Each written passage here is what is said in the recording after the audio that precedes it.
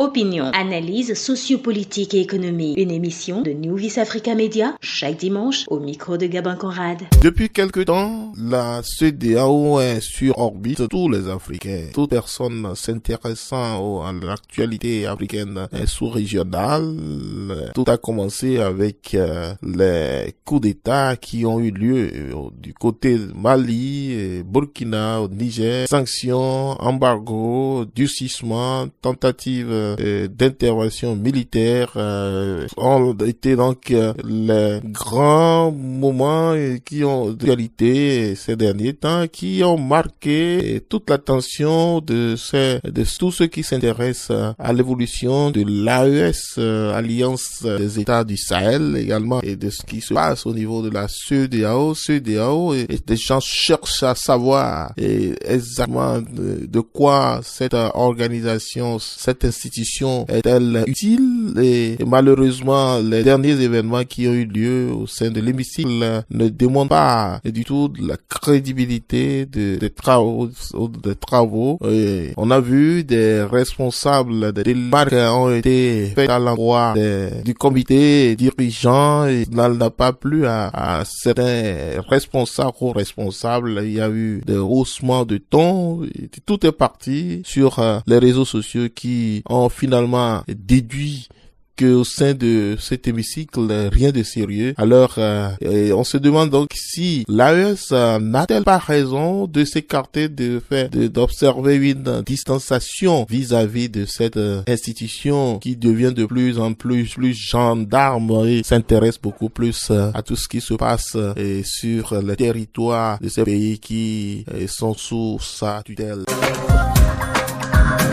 Opinion, analyse sociopolitique et économique. Une émission de New Vice Africa Media chaque dimanche au micro de Gabin Conrad. Mesdames et messieurs, merci d'être venus dans cette émission. Merci de nous faire confiance. Nous rebondissons également encore une fois pour parler de l'AES, avec les derniers développements de la CEDEAO. Et les gens se demandent si la décision prise de quitter la CEDEAO est une décision rationnelle. Et alors, je reçois pour vous, mesdames et messieurs, dans cette émission, le docteur David Adekambi. Il est enseignant et chercheur, collaborateur externe en service au département des lettres modernes de l'université de Parakou, et monsieur Abdul Karim, il est professeur de philosophie et président du mouvement des jeunes panafricanistes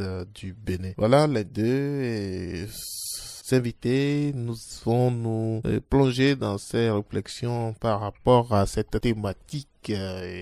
L'AES a-t-elle raison de quitter la CEDEAO, en tenant compte des derniers développements des travaux dans cet hémicycle, et plusieurs personnes trouvent aberrant que l'AES perd encore son temps. Alors, nous allons revenir sur ces approches dans cette émission. Merci d'être venus et de nous faire confiance, mesdames et messieurs. Je suis au micro Gabin Conrad.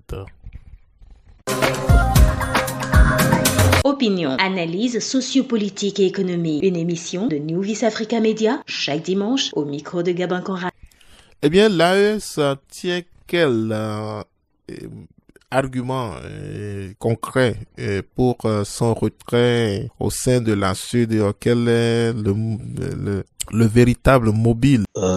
Bonjour. Je vous remercie de me faire participer à votre émission, dont le principal objectif est de participer à l'éveil de conscience au sein des populations africaines. Donc, éveil de conscience par rapport aux différents enjeux géostratégiques du moment. Alors, vous avez demandé la raison fondamentale pour laquelle les pays de l'AES se sont retirés de la CEDEAO. Pour moi, fondamentalement, le retrait de ces pays-là, donc les pays de l'AES, de la CEDEAO, est dû à un problème de souveraineté.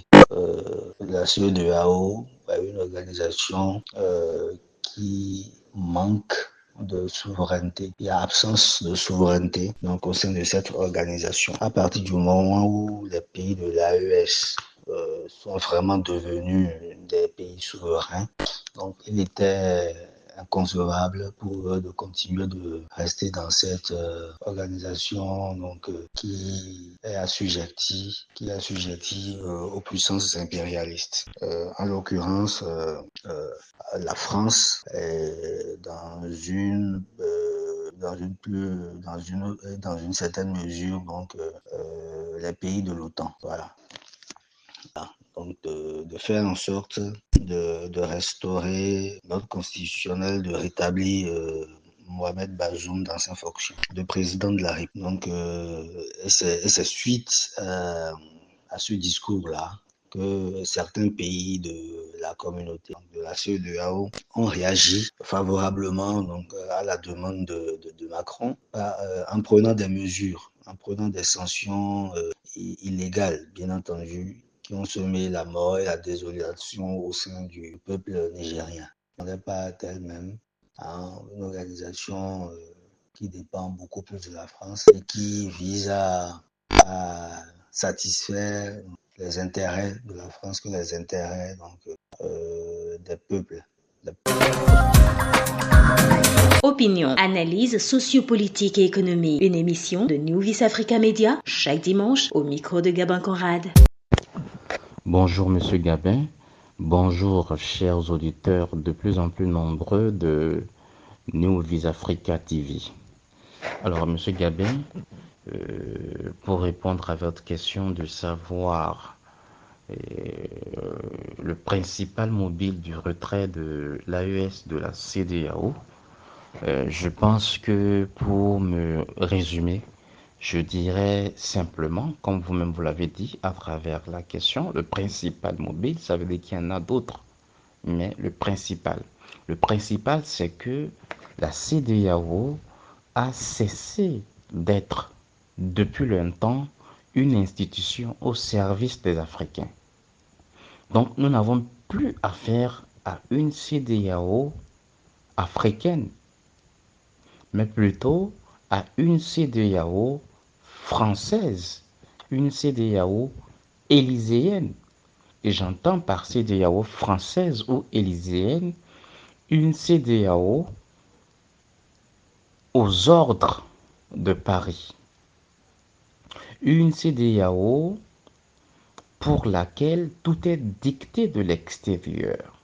Une CEDEAO téléguidée de l'extérieur. Je pense que c'est la raison principale. Et nous l'avons vu de façon claire et nette lorsque le syndicat des chefs d'État de la CEDEAO avait voulu passer au plan B à travers une intervention militaire au Niger, ce qui viole même les textes de la CEDEAO.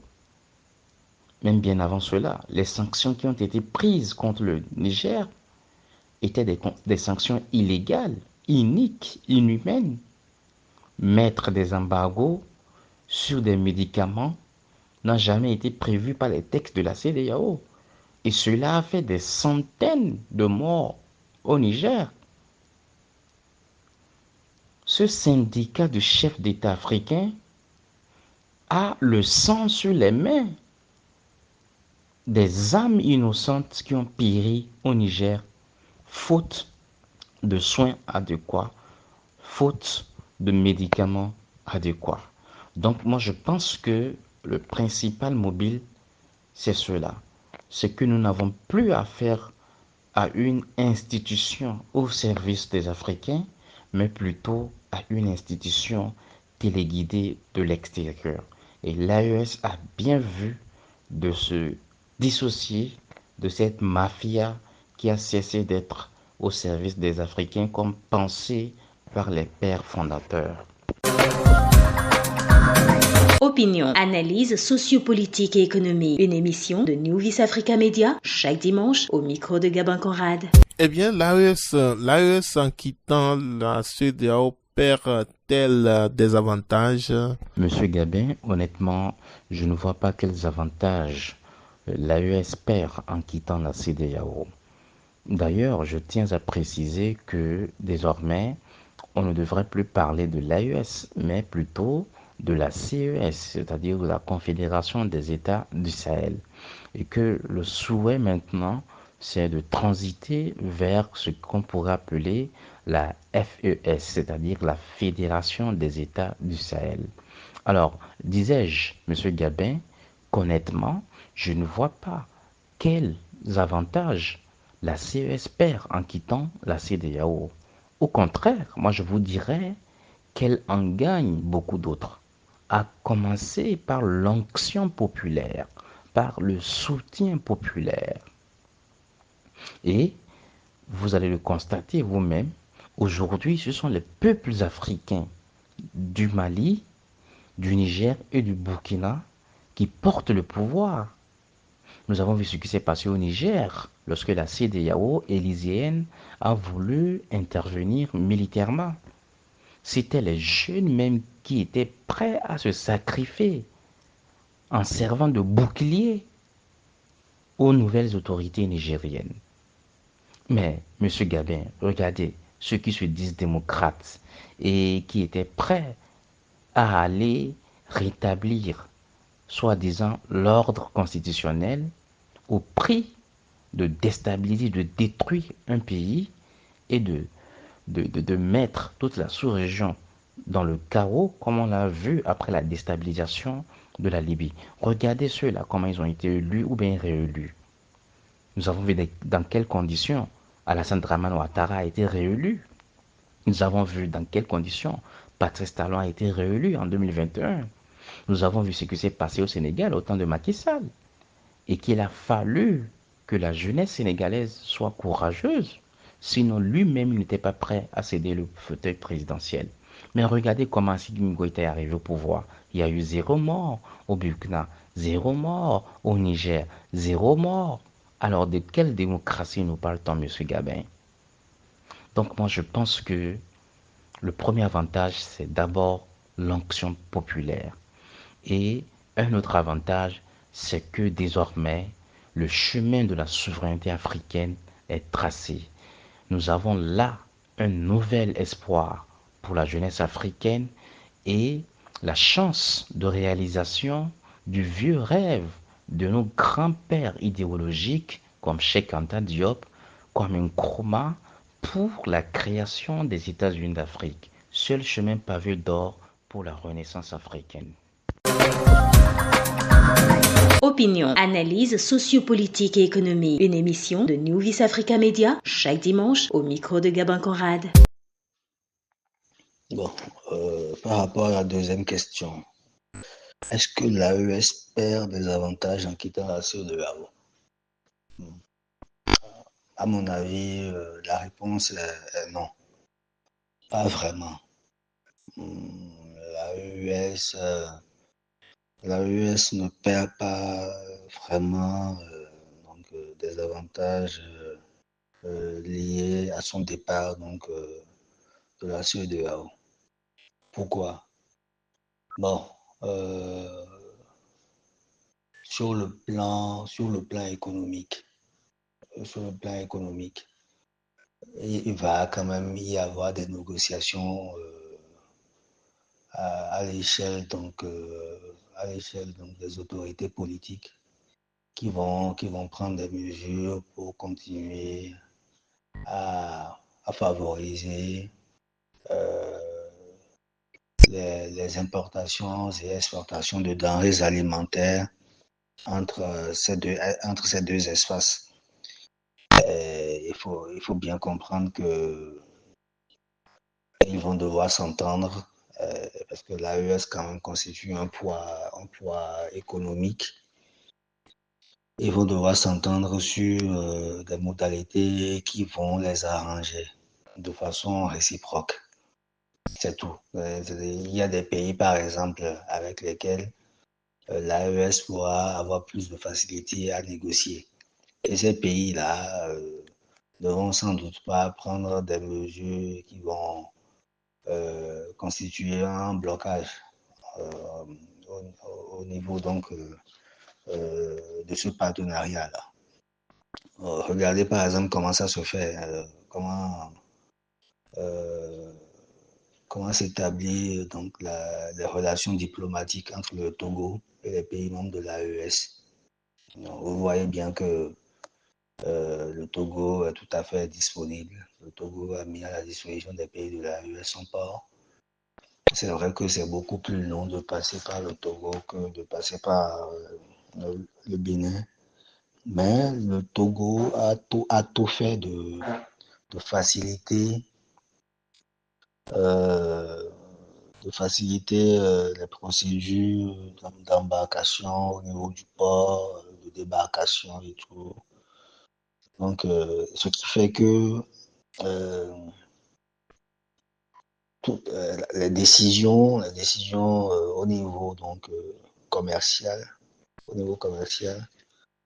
les décisions que les autorités politiques devront prendre, ces décisions-là vont forcément donc aller dans l'intérêt donc des parties prenantes. C'est tout ce que je peux dire à ce niveau-là. Maintenant, concernant la circulation des personnes et des biens au sein de l'espace, il faut déjà dire que, bon, à ce niveau-là, pas grand-chose ne va changer non plus. Il n'y aura pas vraiment de changement à ce niveau-là. Pourquoi? Parce que même au sein de l'espace de là-haut, la libre circulation des personnes et des biens, là, c'est juste sur le papier.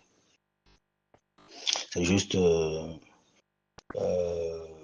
sur le papier. En théorie, on dit que l'espace CEDEAO favorise la circulation, la libre circulation des personnes et des biens. Mais c'est faux. C'est complètement faux. Sur le terrain, la réalité est beaucoup plus complexe. Vous quittez, par exemple, Cotonou pour vous rendre au Nigeria, mais c'est vraiment compliqué. C'est vraiment compliqué avec des postes de contrôle sur la voie, des barrières tarifaires